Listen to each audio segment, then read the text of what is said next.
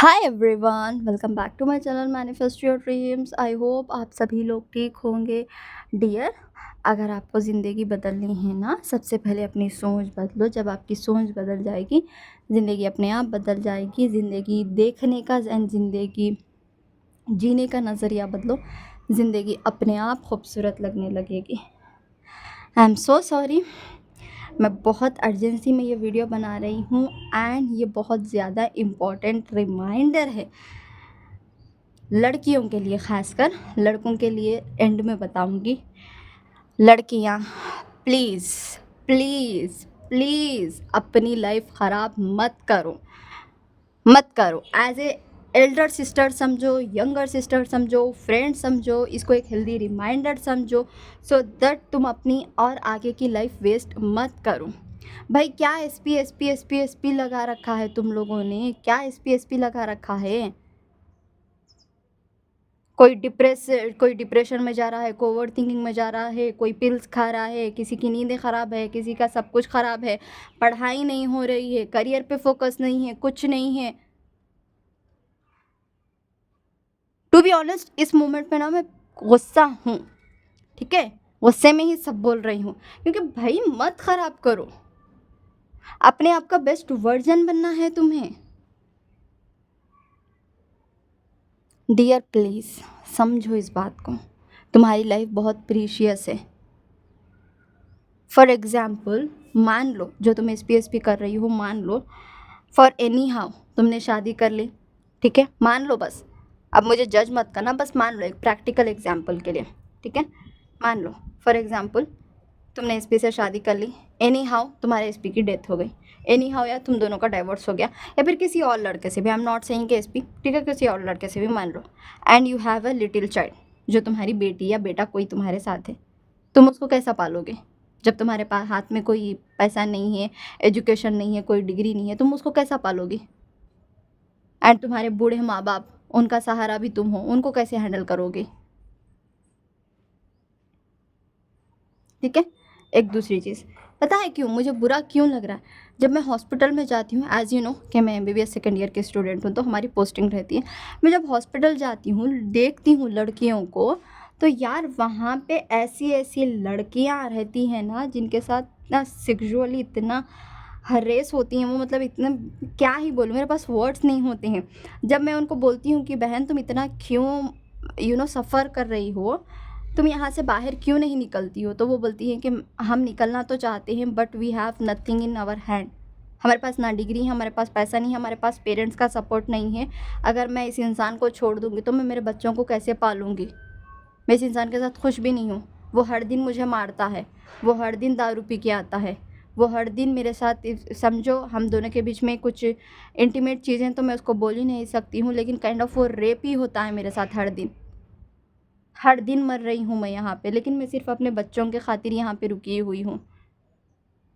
फिर मैं उनको पालूँगी कैसे? मेरे पास कुछ नहीं है। वो चीज़ मुझे और ज़्यादा हिट होती है। और एक बात, चलो इसको तो साइड रखो, ये तो वर्स्ट से वर्स्ट सिनेरियो है, ठीक है? एक और चीज़, तुम्हारी शादी हो गई, ठीक है? तो तुम अपने ड्रीम्स में तब भी काम करोगे। आई एम नॉट सेइंग कि नहीं कर पाओगे, तुम तब भी काम करोगे, लेकिन बताओ तुम, क्या तुम अपना 100% दे पाओगे? चलो कोई डिग्री तुम परस्यू कर रही हो या फिर कोई स्किल सीख रही हो, कुछ भी कर रही हो, क्या अपना 100% टाइम दे पाओगी? 100% एफर्ट्स डाल पाओगी? नहीं ना। क्योंकि अगर तुम कोई चीज़ भी कर रही हो तो तुम्हें बैक ऑफ द माइंड ये रहेगा कि हाँ यार मुझे मेरे इन लॉज को देखना है, हाँ यार मुझे खाना बनाना है, मशीन में कपड़े हैं, मुझे ट्रेड से कपड़े लाना है, मुझे बच्चों का होमवर्क कराना है, मुझे मेरे हस्बैंड को ये डिनर रेडी करना है, मुझे ये काम है, वो काम है। मतलब बैक ऑफ द माइंड तुम्हारे काम तो चलेंगे ही ना। क्या तुम 100% फोकस कर पाओगी? लेकिन at this moment, at present moment तुम्हारे पास टाइम है, तुम्हें अपना करियर बनाना है, तुम्हें एक वो जॉब, वो पोजीशन हासिल करना है। क्या तुम्हारे दिमाग में अभी इतना मेंटल प्रेशर होता है कि नहीं यार, अब मतलब ना मैं अभी काम नहीं करूँगी तो कोई भूखा मर जाएगा? तुम्हें इतना तो पता होगा कि यार मम्मी डांटेगी अगर काम नहीं करूँगी तो, लेकिन भूखी तो नहीं रखेगी ना, ताने तो नहीं देगी ना, मारेगी तो नहीं ना। क्योंकि मम्मी को भी पता है मेरे एग्ज़ाम्स है, मुझे पढ़ना है, मुझे लिखना है, मैं निकम्मी हूँ, मैं कामचोर हूँ, मम्मी नॉर्मल हो जाएगी। लेकिन क्या तुम्हारे इन लॉज खामोश बैठेंगे? क्या वो तुम्हें ताने नहीं देंगे? फॉर एग्ज़ाम्पल एक और चीज़, ये भी साइड हटा दो। तुम जो इतना अपने एसपी के लिए मर रही हो, तड़प रही हो, पता नहीं क्या क्या कर रही हो, ठीक है, वो इंसान कब का आया हुआ है तुम्हारी ज़िंदगी में? 1 साल, 2 साल, 3 साल, 4 साल, 5 साल, 6 साल? भाई तुम्हारी माँ ने तुम्हें अनकंडीशनल प्यार किया है, तुम्हारे बाप ने तुम्हें अनकंडीशनल प्यार किया है, तुम्हें उस वक्त एक्सेप्ट किया है जब उनको पता भी नहीं था कि तुम उनके पेट में बेटी है या बेटा है। उनको ये नहीं पता था कि तुम हेल्दी हो अनहेल्दी हो, उन्हें ये भी नहीं पता कि तुम परफेक्टली पैदा हो जाओगी या अब नॉर्मलिटीज आएंगी। उन्होंने तब एक्सेप्ट किया। फिर जब तुम पैदा हुई, तुम्हें बोलना नहीं आता था, तुम्हें चलना नहीं आता था, तुम्हें समझने नहीं आता था, तुम्हें कुछ नहीं आता था, तुम अपने हाथों से पानी तक नहीं पीते थे, तब उन लोगों ने तुम्हारा साथ दिया, तुम्हें चलना सिखाया, तुम्हें बोलना सिखाया, तुम्हारा अच्छा गलत सब कुछ किया, खुद भूखे रहते थे, तुम्हारा पेट भरा।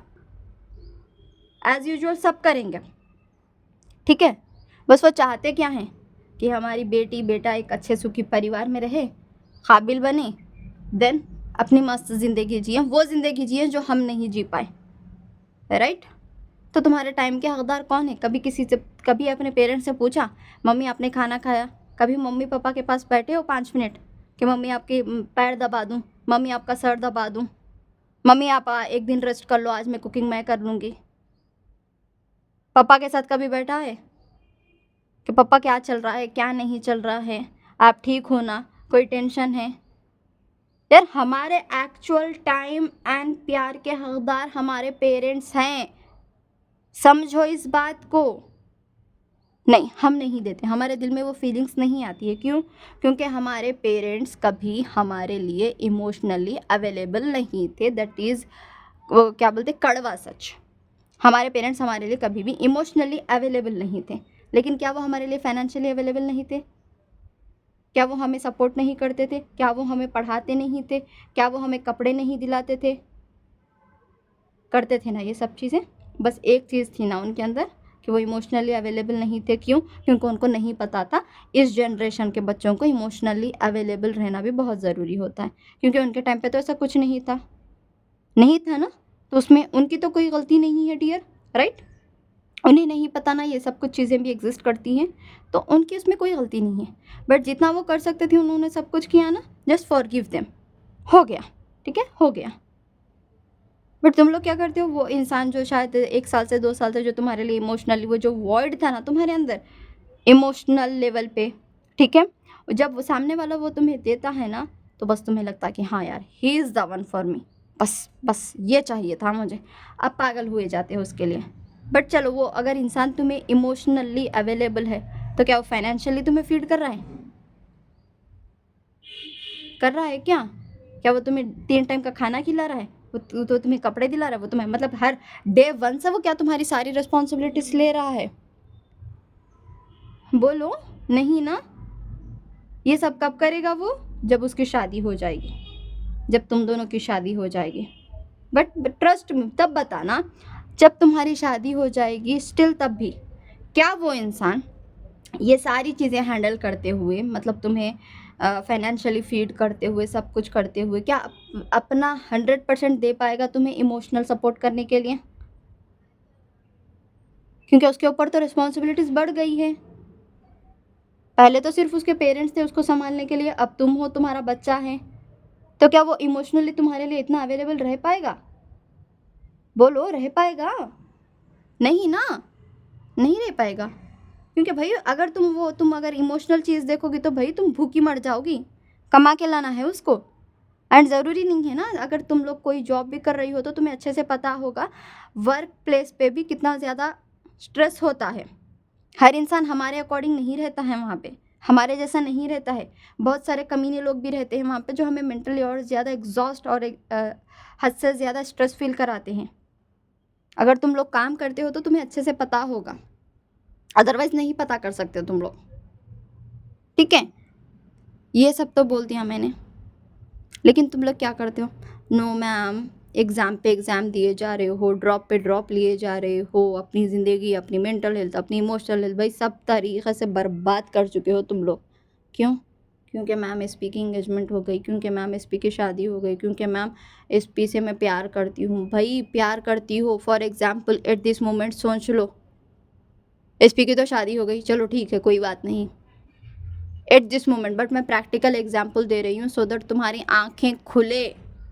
मान लो कि तुम्हारा भाई, तुम्हारे पेरेंट्स, तुम्हारा पूरे जो भी तुम्हारा सपोर्ट सिस्टम है भाई, सारे के सारे मर गए, कैसे जियोगी, कैसे सरवाइव करोगी? बस पूरा एक दिन ना भूखे रहो, पानी मत पियो, खाना मत खाओ, कुछ मत करो, भूखे रहो। जब भूख लगेगी क्या तब एसपी याद आएगा? जब पानी की प्यास होगी क्या तब एसपी याद आएगा? क्या याद आएगा? कि भाई मुझे मेरा पेट भरना है, मुझे भूख लगी है, कमज़ोरी फील होगी, वीकनेस होगी, एंड ऐसे ही भूखी रहो एक हफ्ते तक, भाई बेड पे पड़ जाओगी तुम। क्यों? एनर्जी नहीं है बॉडी में। तुम्हें पता है मैं लिटरली देखती हूँ हॉस्पिटल में इतनी खूबसूरत खूबसूरत लड़कियाँ आती हैं भाई, मतलब दुनिया का हर लड़का उन पर फिदा हो जाए, लेकिन पता है प्रॉब्लम क्या होती है? या तो उनकी किडनी अब नॉर्मल रहती है, या तो उनकी किडनी, दोनों किडनियों में से एक किडनी ख़राब होती है, या कि दोनों दो किडनियाँ ख़राब होती हैं, या तो उनके हार्ट में होल होती है, ठीक है, या तो ड्यू टू, या तो बचपन से ही, मतलब जब से वो पैदा हुई हैं तब से, मतलब उनको ना जेनेटिक डिसऑर्डर होते हैं, या फिर उनका पैर एक बड़ा एक छोटा होता है, या फिर ड्यू टू एनी रीजंस उनका एक्सीडेंट की वजह से पैर कट जाता है, हाथ कट जाता है। क्या तुम्हारे अंदर ऐसा कुछ है? तुम्हारी किडनियाँ ख़राब हैं, तुम्हारे हार्ट में होल है, तुम्हारी बॉडी प्रॉपर फंक्शन नहीं करती है क्या? आई एम नॉट सेइंग यार, देखो थोड़े लोगों को हो सकती है problem, and I am not saying, and यहाँ मैं किसी को जज नहीं कर रही हूँ, बट मैं उनको प्रॉपरली बोल रही हूँ भाई, जो फिट है, जो हेल्दी हैं, जिनकी बॉडी प्रॉपर फंक्शन कर रही है। कर क्या रही हो तुम लोग? इससे अच्छे तो वो लड़कियां हैं यार, ट्रस्ट मी, जो इतने अंदर, उनके अंदर मतलब चीज़ें नहीं है, उनका हाथ नहीं है, उनका पैर नहीं है, कुछ भी उनकी बॉडी के इनसाइड जो कुछ भी हो रहा है, but still they are working, still वो अपनी ज़िंदगी में खुश हैं, स्टिल वो अपनी ज़िंदगी एंजॉय कर रही हैं। बट तुम क्या कर रही हो? जाके एक बार देखो, रोड साइड पे देखो, फुटपाथ साइड पे देखो, जिनके हाथ पैर नहीं है, क्या वो अपनी ज़िंदगी नहीं जी रहे हैं? क्या वो अपनी ज़िंदगी में खुश नहीं है ना? देखा होगा ना कभी ना कभी किसी को, है ना?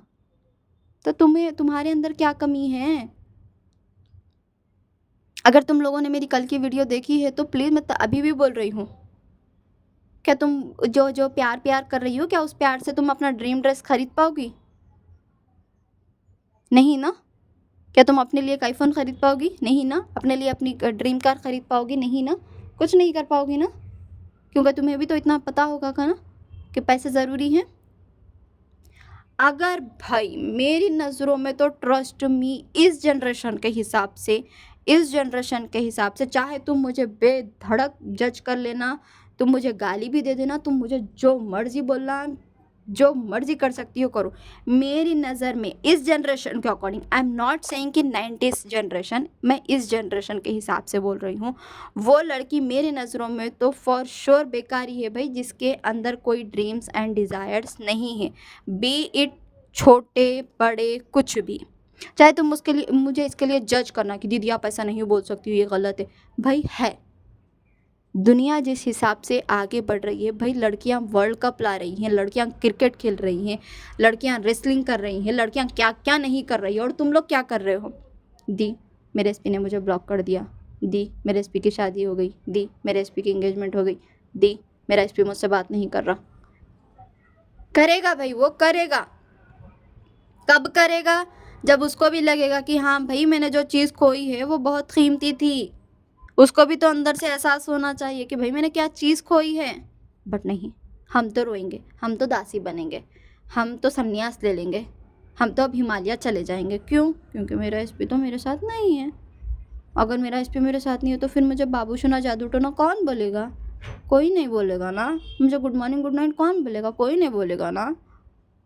बेबी जान सोना जादू टोना मुझे कोई नहीं बोलेगा। मेरी ज़िंदगी ख़त्म हो गई, राइट? ज़िंदगी की असली मीनिंग उस इंसान से पूछो जो अपनी बेड पे बैठ के आखिरी सांसें ले रहा है। उस छोटे बच्चे से जाके पूछो जिसके लिए हार्ट ट्रांसप्लांट कराना बहुत ज़रूरी है वरना वो मर जाएगा। उनके पेरेंट्स से जाके पूछो जिनका बेटा या बेटी बेड पे है, जवान लड़का या लड़की बेड पे हैं। उनसे पूछो ज़िंदगी की कीमत क्या होती है। उस इंसान से पूछो जिसको कैंसर हो रखा है, वो जीना चाहता है लेकिन जी नहीं पाता है। तो इसके लिए ग्रेटफुल रहो ना। एटलीस्ट तुम लोग हेल्दी हो, एटलीस्ट तुम्हारा दिमाग काम कर रहा है, एटलीस्ट तुम चल फिर पाते हो, तुम देख पाते हो, अंधे नहीं हो, गूंगे नहीं हो, बहरे नहीं हो, लंगड़े नहीं हो। तुम इस वीडियो को जितना मर्जी जज कर सकते हो कर लो, मेरी बातों को जज कर लो, मुझे फ़र्क नहीं पड़ता। लेकिन ट्रस्ट मी, अगर इसमें से 5 लड़कियां भी अगर ये वीडियो देख रही ना, ट्रस्ट मी, अगर एक लड़की भी मेरी इस वीडियो को एज ए गाइडेंस फॉलो करी ना, मेरे लिए उतना ही काफ़ी है। एंड मैं इसके लिए डैम श्योर हूँ, अगर 5 लड़कियां भी देख रही हैं, अगर उसमें से एक लड़की भी मेरी ये चीज़ फॉलो करेगी ना, नो मैटर उसके पीछे मुझे 50 लाख लोग जज करें, मेरा कमेंट सेशन भरा दें कि दीदी आप ऐसा करो, दीदी वैसा करो, मुझे फ़र्क नहीं पड़ेगा, ट्रस्ट में नहीं पड़ेगा। लेकिन अगर एक लड़की भी इसको एज ए गाइडेंस फॉलो करती है कि दी हाँ सच में मैं अपनी लाइफ ख़राब कर रही हूँ बट मुझे अपनी लाइफ सुधारना है, that is enough for me, that is worth it for me. तो डियर, आपको तो मैंने समझा दिया, अब आपको करना क्या है देखो। हो गया, डांट पड़ गई, कॉन्ग्रेचुलेशंस, ये ज़रूरी थी तुम्हारे लिए, बहुत ज़्यादा ज़रूरी थी। अब देखो, तुम्हें ये करना है, टाइम लो, पहले ख़ुद को सोचो, इट्स ओके यार, मैं सामने वाले पे क्यों इतनी डिपेंडेंट हो गई, मुझे क्यों उससे शादी करना था। सबसे मेन रीज़न तो यही आता है यार, इमोशनल सपोर्ट, क्योंकि हम सामने वाले पे हद से ज़्यादा ही इमोशनली डिपेंडेंट हो जाते हैं। ठीक है, उसको एक्सेप्ट करो। और एक दूसरा आता है थोड़े लोगों के लिए कि फाइनेंस, क्योंकि मतलब घर की हमारी अगर हालत अच्छी नहीं हो तो हमारा पार्टनर उस चीज़ को हैंडल कर लेता है, इट्स ओके, वो भी हैंडल कर लिया। एंड मेंटल लेवल पे, क्योंकि तुम अपने लाइफ के डिसीजंस तो ले नहीं पाती थी, तो तुम अपने एसपी से एडवाइस लेती थी एंड वो तुम्हें सपोर्ट करता था कि ठीक है ये करो वो करो। हो गया, क्या क्या आ गया यहाँ पे, मेंटल, इमोशनल, फाइनेंशियल आ गया ना। तो अब बैठो, उसके बाद में क्या करो, अपना कोई एग्ज़ाम है तो देखो उस एग्ज़ाम में और कितना टाइम है, ठीक है। फिर देखो कि कितने चैप्टर्स बचे हैं, कितना सिलेबस बचा है, उसको लिखो, टाइम लिखो, कितने महीने हैं, 2 महीने, 3 महीने, 5 महीने, 6 महीने, ठीक है, कितने चैप्टर्स हैं, कितना सिलेबस बाकी है, वो देखो। अगर जॉब कर रही हो, ठीक है, जॉब कर रही हो तो देखो तुम कौन सी पोजीशन पे हो, तुम ऐसा क्या काम कर सकती हो जहाँ पे तुम्हारी सैलरी इंक्रीज़ हो जाए, तुम्हें बेटर पोजीशन मिले, ठीक है, वो नोटिस करो। एंड वहाँ पे भी कुछ ऐसी स्किल सीखो जो तुम्हारे जॉब के हिसाब से भी तुम्हें बेनिफिशियल हो एंड इन जनरल तुम्हें वो चीज़ करने में मज़ा भी आए, ठीक है, हो गया। एंड थर्ड चीज़, अगर ठीक है तुम्हारे पास घर में पढ़ने की परमिशन नहीं है, कुछ भी नहीं है, तो बट पेरेंट्स इस चीज़ के लिए तो अग्री करते हैं ना कि तुम घरेलू कुछ काम सीखो। फॉर एग्ज़ाम्पल तुम कुकिंग सीख लो, या फिर थ्रेडिंग का काम सीख लो, सिलवाई का काम सीख लो, ब्यूटिशियन का काम सीख लो, मेहंदी का काम सीख लो, यार बहुत सारे काम हैं, कुछ ना कुछ सीख लो, ट्यूशन्स पढ़ा लो, स्कूल्स में ज्वाइनिंग कर लो, नर्सरी के बच्चों को पढ़ा लो, प्राइमरी स्कूल के बच्चों को पढ़ा लो, ड्राइविंग ज्वाइन कर लो, कुछ ना कुछ कर लो, ठीक है। अगर तुम बड़ी मेट्रो सिटीज़ में रहती हो, ठीक है, एंड तुम चाहती हो कोई न्यू एडवेंचर आए तुम्हारी लाइफ में, then for sure driving join कर लो, साइकिलिंग ज्वाइन कर लो, या फिर क्रिकेट भी कर सकती हो भाई, आजकल तो क्रिकेट आम हो गया है, बास्केटबॉल, फुटबॉल, वॉलीबॉल, कुछ ना कुछ ज्वाइन कर लो, कुछ एक स्पोर्ट्स वाली गेम, या फिर कहीं ट्रैवल करने चले जाओ, सोलो ट्रिप्स कर लो, खुद के साथ टाइम स्पेंड करो, खुद को समझना शुरू करो, अपनी हॉबीज़ एंजॉय करो, या तो म्यूज़िक हो गया या गिटार बजाना हो गया, एनीथिंग यार, बहुत सारी चीज़ें हैं, मेरे दिमाग में जितनी आ रही है मैं उतनी बोल रही हूँ, वो सब करो, ठीक है। एंड उसके बाद में, या फिर तुम अगर कोई बिज़नेस करना चाहती हो तो देखो, बैठो कि मैं बिज़नेस कैसा कर सकती हूँ, मुझे किस चीज़ का बिज़नेस करना है, अगर मैं वो बिज़नेस कर रही हूँ तो मुझे कितना इन्वेस्ट करना पड़ेगा। देन अपने एरियाज़ की सारी मार्केटिंग देखो कि यहाँ मेरे एरिया में कौन सी शॉप है एंड कौन सी शॉप में ज़्यादा लोग जाते हैं, फिर उस शॉप को रीच आउट करो, देखो कि वहाँ के किस तरह के मॉडल्स है, चाहे वो ज्वेलरी में है या फिर कपड़ों में है, या फिर कुछ प्रोडक्ट्स में है, कुछ भी देखो जाके कि हाँ क्या क्या मतलब किस किस तरह की वेराइटीज़ है देखो, एंड उस हिसाब से प्लान बनाओ कि लोगों को कौन सी वेराइटी ज़्यादा पसंद आ रही है, देन वो उस वेराइटी को शॉर्ट लिस्ट कर लो, देन उसमें कुछ यूनिकनेस ऐड करने की कोशिश करो, ये सब करो। देखना फिर तुम कौन सा वर्जन थी एंड अपना कौन सा वर्जन बनोगी। योगा क्लासेस ज्वाइन कर लो, जिम ज्वाइन कर लो, कुछ ना कुछ करो भाई, इतनी वेले बैठे हो क्या तुम अपनी ज़िंदगी में। ट्रस्ट में मेरा बंदा तो मुझे मुंह पे बोलता था, जब मैं उसके पीछे पागलों की तरह रोती थी धोती थी, मुझे मुंह पे बोलता था मैं तेरी तरह वेला बैठा नहीं हूँ, तू वेली बैठी रहती है इसलिए 24 घंटे तेरे दिमाग में मैं घूमता रहता हूँ। मेरे पास 70 काम है तेरे अलावा भी। मैं हमेशा तेरा तेरा नाम झपकते हुए नहीं बैठ सकता, सॉरी जापते हुए समथिंग, आई एम सॉरी, मुझे थोड़ा प्रोनाउंसिएशन थोड़ा गलत हो गया, माइंड मत करना इस चीज़ के लिए। तो वो मैं नहीं कर सकता, माला जप नहीं सकता मैं तेरे नाम की। 70 काम होते हैं मेरे पास। तो क्या महारानी की तरह उठती है काम कर, या मन करेगा तो पढ़ेगी वरना फ़ोन लेके बैठेगी। मेरा ऐसा नहीं होता है, मुझे यूनिवर्सिटी जाना पड़ता है, मुझे पढ़ना पड़ता है, घर के काम देखने पड़ते हैं, कभी पापा ने कुछ काम दे दिया वो करना पड़ता है, मम्मी कुछ काम बोलेगी, घर में कुछ काम होते हैं, दोस्तों के कुछ काम होते हैं, कुछ ना कुछ करना पड़ता है। मैं तेरी तरह वेला नहीं बैठा हूँ। एंड ट्रस्ट में वो चीज़ बहुत अच्छी होती है, जितना हम वेले रहते हैं ना अपनी ज़िंदगी में, मतलब खाली अकेले कुछ काम धंधा नहीं है, तब हमारे दिमाग में ये बेफालतू चीज़ें आती रहती है। वो क्या कर रहा होगा, वो सोया होगा, वो उठा होगा, वो खाना खाया होगा, वो पानी पिया होगा, वो ये कर रहा होगा। वो भाई तुम्हारी लाइफ कहाँ है यहाँ पे? तुम्हारी खुद की कोई लाइफ नहीं है क्या? खुद के कोई ड्रीम्स नहीं है क्या? खुद के कुछ डिज़ायर्स नहीं है क्या? नहीं है क्या? इतनी फालतू हो तुम भाई। अगर इतनी फॉलो होगी ना, ट्रस्ट मी, तुम्हारे एसपी की नज़र में छोड़ो, मेरी नज़र में तुम्हारी कोई वैल्यू नहीं है। मेरी नज़र में तो है ही नहीं भाई उस लड़की की वैल्यू जिसके पास कुछ है ही नहीं करने को, कुछ भी नहीं है करने को। बस वो पैदा हुई, थोड़ी बहुत सिर्फ नाम की पढ़ाई कर ली, शादी कर ली, एक दो बच्चे कर लिए, बस। एक बात बताऊं, एजुकेशन सबसे ज़्यादा इम्पॉर्टेंट है। मान लो तुमने कुछ जॉब भी नहीं की लेकिन तुम एजुकेटेड हो, एटलीस्ट तुम अपने बच्चों को सही गलत तो सिखा पाओगी ना बहन। अपने बच्चों को ज़िंदगी की सच्चाई से मिला तो पाओगी ना, उनको सही गलत का डिफरेंस तो बता पाओगी ना, उनको अच्छे से पढ़ा पाओगी ना, इतना तो रहेगा। नहीं तुम भी चाहती हो कि तुम्हारे बच्चे विल्ले बैठे। एक और चीज़, अगर तुम किसी कॉम्पिटिटिव एग्ज़ाम के लिए प्रिपेयर कर रही हो ना, तुम्हारा वो एग्ज़ाम क्लियर नहीं हो रहा है, ठीक है, मान लो कि तुम्हारी मतलब तुम सिंगल मदर हो, ठीक है, एंड तुमने अपनी बेटी को बहुत प्यार से लाड से तुमसे जितना हो सकता था उतना तुमने पाला पोसा, एक काबिल बनाया, ठीक है। वो भाई एंट्रेंस एग्ज़ाम दिए जा रही है, 1 साल हो गया, 2 साल हो गए, 3 साल हो गए, उसके क्लियर नहीं हो रहे हैं, ठीक है, नहीं हो रहे हैं। तुम तब क्या करोगे? तुम अपने आप को ही कोसोगी ना, तुम अपने आप में ही डाउट करोगी ना, क्या यार मैंने मतलब अपने बच्चे को अच्छी कोचिंग नहीं दी क्या मैंने उसको बचपन से एक अच्छे स्कूल में नहीं पढ़ाया क्या?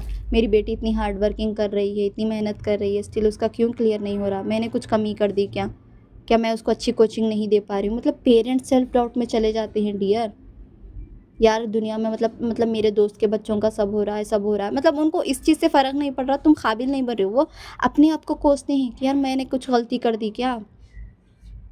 मेरी बच्ची इतनी तकलीफ़ में कहीं मेरी वजह से तो नहीं? क्या मैंने पैसे कम लगाए उसके ऊपर? क्या शायद मैं और बेटर पढ़ा सकता था या पढ़ा सकती थी?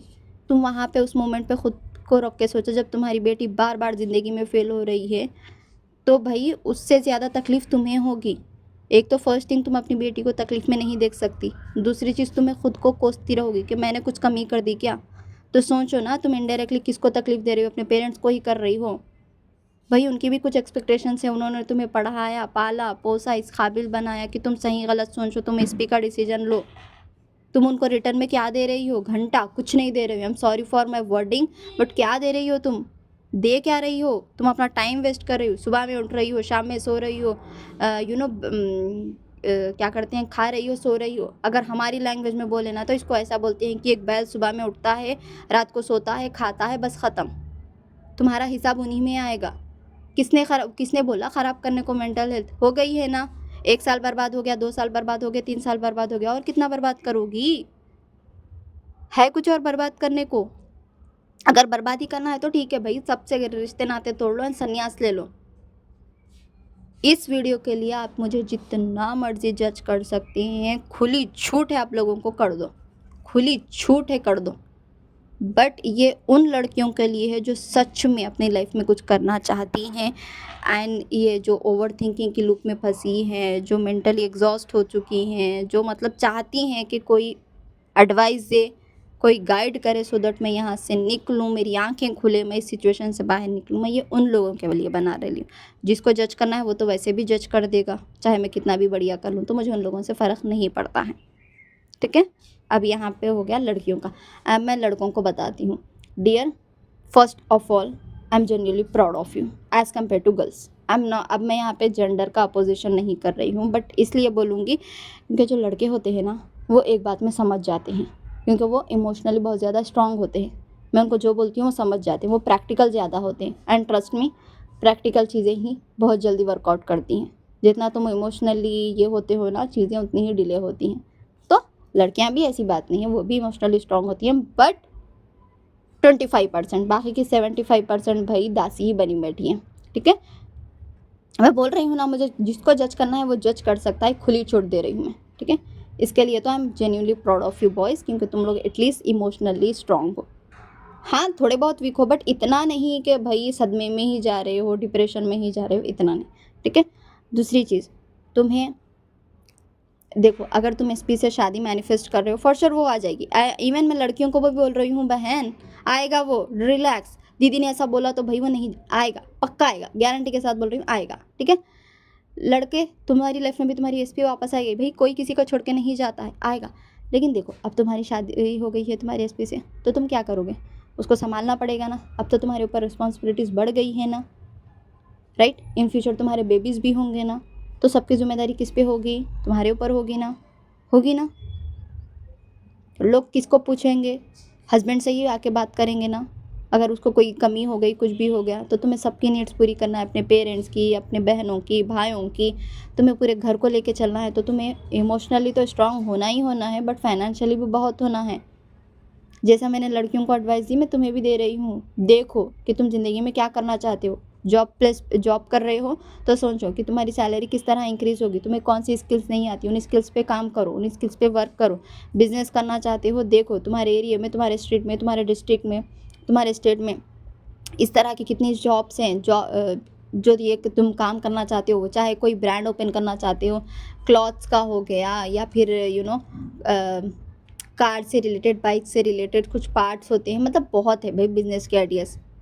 कुछ भी देखो, एनालाइज करो कि यहाँ तुम्हारे डिस्ट्रिक्ट में, एरिया में वो कितनी है, किस तरह के लोग, किस तरह के प्रोडक्ट्स कस्टमर्स को अट्रैक्ट कर रहे हैं, किस तरह से तुम मार्केटिंग करोगे, सब सोचो। अपनी फाइनेंस पे सबसे ज़्यादा फोकस करो। ट्रस्ट में बॉयज़, मैं सबको बोल रही हूँ, इवन ये चीज़ मैं गर्ल्स को भी बोल रही हूँ, बट पर्टिकुलरली बॉयज़ को ज़्यादा बोल रही हूँ मैं कि करो अपनी फाइनेंस पे फोकस, क्योंकि रिस्पॉन्सिबिलिटीज़ बढ़ने वाली है तुम्हारी।